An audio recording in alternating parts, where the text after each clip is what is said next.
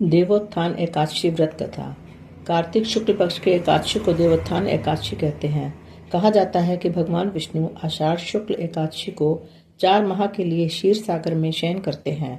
4 माह उपरांत कार्तिक शुक्ल एकादशी को जागते हैं। विष्णु के शयन काल के 4 मासों में विवाह आदि मांगलिक कार्य वर्जित रहते हैं। विष्णु जी के जागने के बाद ही सभी मांगलिक कार्य शुरू किए जाते हैं। कथा। एक राजा के राज्य में एकादशी को कोई भी अन्न नहीं बेचता था। उस दिन सब फलाहार पर रहते थे। एक दिन भगवान ने उस राजा की परीक्षा लेने के विचार से एक सुंदरी का रूप धारण कर लिया। राजा ने उसे देखकर पूछा कि तुम कौन हो। इस पर वह स्त्री बोली, मैं निराश्रिता हूँ, यहाँ कोई मेरा परिचित नहीं है, किससे सहायता मांगू।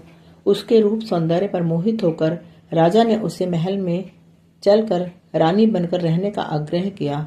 वह बोली कि यदि राज्य का अधिकार मुझे दे दो तो मैं साथ चलूंगी।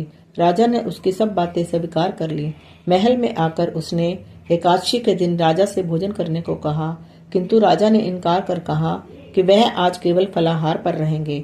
वह बोली कि यदि तुम भोजन न करोगे तो मैं तुम्हारे बड़े राजकुमार का शीश काट लूंगी। इस पर राजा ने कहा, तुम जैसा चाहो करो, किंतु वे अपने धर्म से विमुख न होंगे।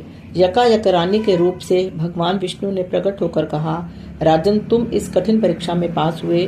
उसी समय वहां एक विमान उतरा।